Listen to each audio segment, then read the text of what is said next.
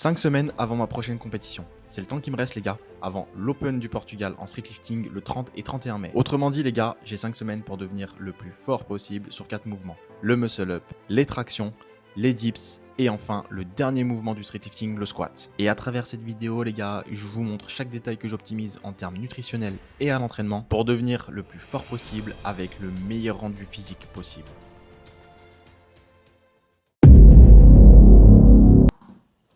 Bon les gars, j'espère que tout le monde va bien. On est à 5 semaines de ma prochaine compétition. Là, comme je l'ai dit les gars, l'objectif ça va être d'être le plus fort possible, sortir les meilleurs perfs possibles. Alors ma catégorie de compétition les gars, ça sera moins de 73. Actuellement, comme on va le voir un peu plus tard dans la vidéo, je pèse 75-76 kg. Donc pour entrer dans cette catégorie de compétition les gars, je vais faire un cut. D'ailleurs, pour ceux qui ne savent pas ce que c'est le cut les gars, je vous renvoie à cette vidéo YouTube qui doit s'afficher quelque part à l'écran où je vous explique en détail ce que c'est le cut. Et là, jusqu'à cette compétition, je vais tout optimiser les gars. L'objectif, comme je dis, c'est de devenir le plus fort possible. Et pour ça, il y a plein de détails qu'il ne faut pas laisser au hasard. En termes d'entraînement, en termes de nutrition et en termes de récupération, je suis obligé d'optimiser tous les points si je veux vraiment progresser. Quitte à préparer une compétition, autant la préparer sérieusement avec de la rigueur. Justement, je vais vous montrer mon aspect nutritionnel, mon aspect entraînement. Pour vous aussi les gars, derrière que ça puisse vous aider dans votre carrière, soit de streetlifter, soit de go muscu. Donc là les gars, je suis en dernière semaine de bloc. Un bloc, pour ceux qui ne savent pas ce que c'est, parce qu'il y a peut-être des mecs qui regardent la vidéo et qui me disent un bloc, qu'est-ce que c'est? Un bloc, en fait, c'est tout simplement un cumul de plusieurs semaines. Un bloc, généralement, ça dure entre 4 et 5 semaines. Là, je suis à la dernière semaine de mon bloc avant de préparer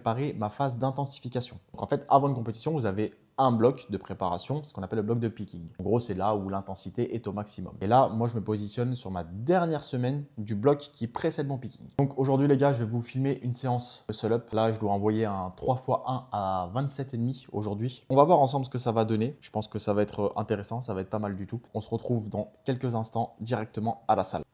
Allez, je vous embarque avec moi à la salle. Donc, au programme du jour, muscle up, chin up, squat. Donc, on démarre la montée en gamme, les gars. Première barre de chauffe à 10 kg. Pour le muscle up, généralement, je fais pas beaucoup de barres de chauffe. J'en fais très peu parce que ça me provoque vite des petites douleurs au niveau du coude.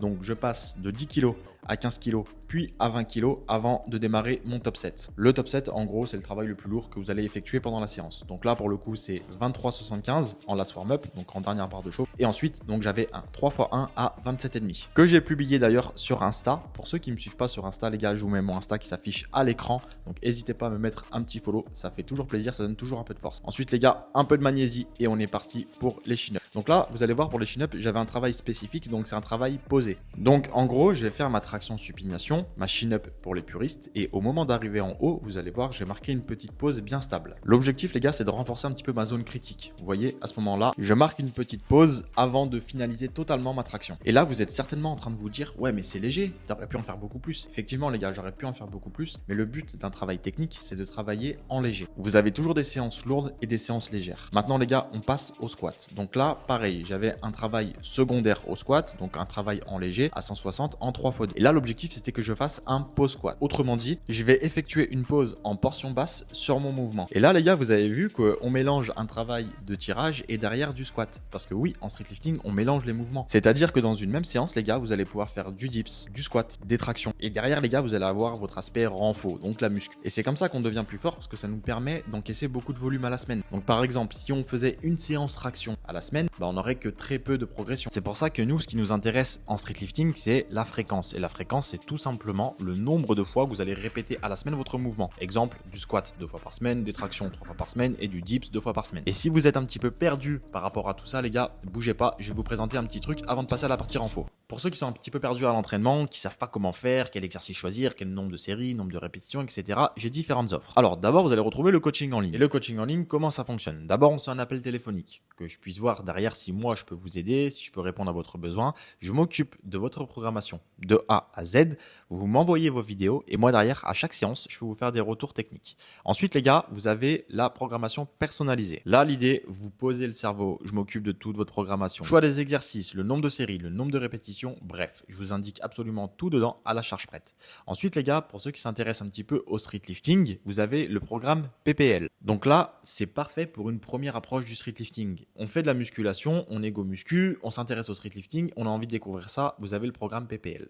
Et enfin les gars, un programme un petit peu plus avancé. Là, vous avez le guide du street lifting, c'est très bien pour commencer les gars. Vous avez quelques mois de street, vous vous intéressez un petit peu à la compétition, vous vous intéressez un petit peu à la programmation, vous avez envie de comprendre des choses, ce programme est parfait. Et tout ça les gars, bien évidemment, c'est disponible sur le lien en description de cette vidéo. Bien sûr, je vous apporte aussi un petit peu plus de contexte sur moi. Savoir aussi qu'est-ce que j'ai fait, quelles sont mes performances, voilà. Je vous apporte un peu de contexte, histoire d'en apprendre davantage sur moi. Pour toutes les questions les gars, bien sûr, je reste disponible sur Instagram, n'hésitez pas à m'envoyer un message si vous avez la moindre question. Bon allez, assez parlé, maintenant retour à la vidéo, retour sur la séance. Et maintenant que les exercices primaires sont terminés les gars, on va passer à la partie renfort, donc la muscu. Là en l'occurrence, j'avais pas beaucoup d'exercices de muscu, j'en avais deux. Donc j'avais du tirage horizontal et du curl. Et à chaque séance les gars, on maintient des exercices de muscu. Et la muscu dans le street lifting les gars, c'est le renfort, c'est la base. Bon, du coup les gars, là je viens de finir la séance à l'instant et les gars en fait j'ai pas le droit de vlog à l'intérieur. Le responsable de la salle il est venu me voir, il m'a dit coup de gros, règle c'est simple, il n'y a pas de vlog ici. Tu peux te filmer mais pas de vlog machin tout ça. Donc bon c'est con mais bon, les règles sont les règles. Et je voulais aussi filmer une petite partie posing, on va voir ça ensemble tout de suite avec une belle transition. Bon les gars, je voulais quand même faire un petit update de la shape. On va voir ce que ça donne ensemble. Vous allez voir en ce moment, comme je l'ai dit, je suis à 3000 calories et j'ai un poids de corps stable autour de 75-76 kg. On va voir ensemble ce que ça donne au niveau de la shape.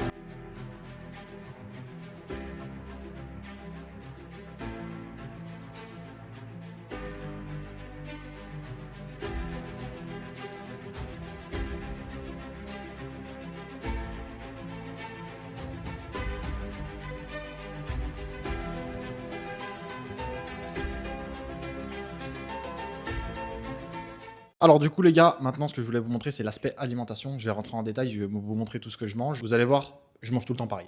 Alors, pour ceux qui ont vu les vlogs précédents, vous savez, le matin tout le temps la même chose, des œufs, du pain, des crudités. Sachant que les gars, je fais en sorte d'avoir mon apport en protéines sur toute la journée. Mon apport calorique, alors en ce moment, je suis plus proche des 3000 calories que des 3005, 3007, comme j'ai pu l'être à une période. Mais l'idée en ce moment, c'est ça, c'est vraiment chercher à manger sainement, avoir mon quota en protéines, mon apport calorique et en essayant surtout de manger des aliments le moins transformés possible. Donc voilà, le seul aliment transformé que je mange, c'est du pain. Sinon, sur le reste, les gars, voilà, des crudités, des œufs, avocat, concombre. Et voilà les gars, et on se retrouve tout de suite maintenant pour que je vous montre le repas du soir. Alors maintenant les gars, on se retrouve pour le repas du soir. Alors comme je vous l'ai dit, en ce moment, je suis très rigoureux sur la nutrition. Moi, j'ai la chance d'avoir madame à la maison qui me fait mon plan alimentaire, donc mon plan alimentaire structuré avec absolument tout ce que je dois manger. En plus de me faire mon plan alimentaire, elle me prépare à manger. Et en plus de faire mon plan alimentaire, de me préparer à manger, elle est en train de filmer. Là, alors qu'elle a faim, alors qu'elle a très faim les gars. Voilà, pour vous montrer un petit peu à quoi ça ressemble, les gars, le saladier, il est balèze. Donc, il y a du riz, il y a du poulet, il y a de la coriandre, enfin bref, tout plein d'épices et des concombres aussi. En fait, moi, le soir, les gars, je mange la même chose. En fait, si vous voulez, j'ai mon plan alimentaire qui est fixe. Madame, elle m'a dit, mais attends, je peux te mettre des équivalences, je peux te modifier des petits trucs, machin, tout ça. Je lui dis, écoute, moi, tu ne modifies rien. Moi, tu ne modifies rien. Je dois manger ça, je mange ça. Moi, les gars, quand je dois bien manger, quand je suis à l'approche de compétition, je suis un fou furieux. Je suis un psychopathe. C'est-à-dire que si je dois manger ça, elle me dit, tu manges ça, je mange ça. Après, ce n'est pas forcément la meilleure chose à faire, mais moi, je sais que j'aime bien être carré, être rigoureux, manger tout le temps la même chose. Si je dois manger ça, je mange ça. Et je vous montre juste après, les gars, le dessert que je mange tous les soirs. Donc ça, ce plat-là, les gars, c'est vraiment tous les soirs. Pendant 7 semaines, je vais manger ça. Et j'ai aucun problème parce que c'est super bon. Madame, elle cuisine trop bien. Je suis désolé, les gars. Je vous laisse avec des petits bruits de bouche quand je mange. Mais c'est vraiment super bon. Tu comprends? Ta tête, on dirait un psychopathe. Alors, est-ce que maintenant je passe pour un con avec le micro accroché au petit bouc là? Certainement, les gars. Certainement. Mais je vous avouerai que c'est super pratique parce que j'avais pas envie de mettre de t-shirt. Là, les gars, comme je vous disais, le petit dessert maintenant. Alors, dans le petit dessert, demandez quand même à madame ce qu'il y a dedans. Madame, qu'est-ce qu'il y a dans le... Alors, qu'est-ce qu'il y a dans le dessert? Du lait de coco, les gars. Des graines de chia. Un tout petit peu de vrai miel. Mais du vrai miel. De la mangue. Et elle a oublié quelque chose d'important, les gars. des flocons d'avoine. Donc voilà, je vais manger ça. L'avantage, les gars, c'est qu'il y a des graines de chia, il y a du lait de coco. En fait, c'est riche en micronutriments, en plus d'avoir de la mangue. Donc en fait, le soir, les gars, je mange tous les soirs la même chose. Il y a tout ce qu'il me faut dedans, en fait. Il y a un petit peu d'apport en protéines, il y a des glucides, il y a des micronutriments. Et surtout, les gars, bah, ça me permet de manger des fruits. Parce que je suis pas un mec qui mange beaucoup de fruits, je suis pas un mec qui mange beaucoup de légumes. Madame, elle m'en intègre dans la diète. Mais sinon, les gars, honnêtement, je peux faire des mois et des mois sans manger de fruits. Hein. Honnêtement, les fruits et les légumes, je suis pas un grand fan. Et surtout, les gars, on prend pas des desserts de gros lard parce qu'après, sinon, bite de gros lard et on veut pas de bite de gros lard ici. Ah oui, et avant que j'oublie, les gars, le soir, je prends aussi de la créatine. Et du coup, le soir, les gars, je prends la créatine. Créatine de chez Labs. D'ailleurs, les gars, je vous affiche le code promo à l'écran. Vous avez 10% avec mon code. Alors, je vous conseille, les gars, vraiment de prendre de la créatine Créapure. C'est indispensable d'avoir le logo Créapure. Sachant que la créatine, j'aurais tendance à vous la recommander de la prendre le soir. Pourquoi le soir? Parce que tout simplement, la créatine, elle a un effet hypoglycémiant. En mode, vous prenez de la créatine, alors vous n'allez pas prendre une claque et en mode, vous allez dormir, mais il y a un petit effet post-fatigue après la prise de créatine. Donc, je vous recommande vraiment et je vous conseille de la prendre tout simplement le soir ou alors après la séance. Mais surtout pas avant la séance. C'est super bon, les gars. Non, je dis pas ça pour la vidéo. Non, c'est vraiment super bon. Voilà, les gars. Graines de chia, mangue, flocons d'avoine, lait de coco. Et là, je sais qu'il y en a certains qui vont me dire « Ouais, mais gros, attends, tu prends la créatine comme ça, nature ?» Oh, les gars, c'est bon.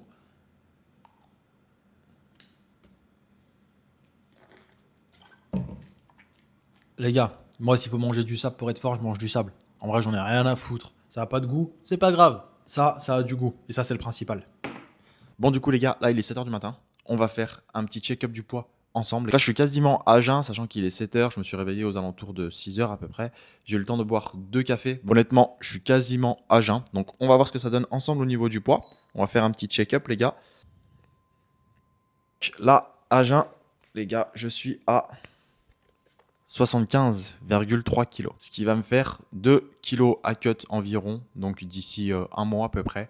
2 kg à cut, les gars, vous verrez, ça va être assez rapide. Comme on dit chez nous, les gars, avec madame qui gère mon cut, 2,4 kg à perdre, les gars, c'est finger on the nose. It's easy to lose my body weight, bro. That's insane, bro. Yeah, that's insane.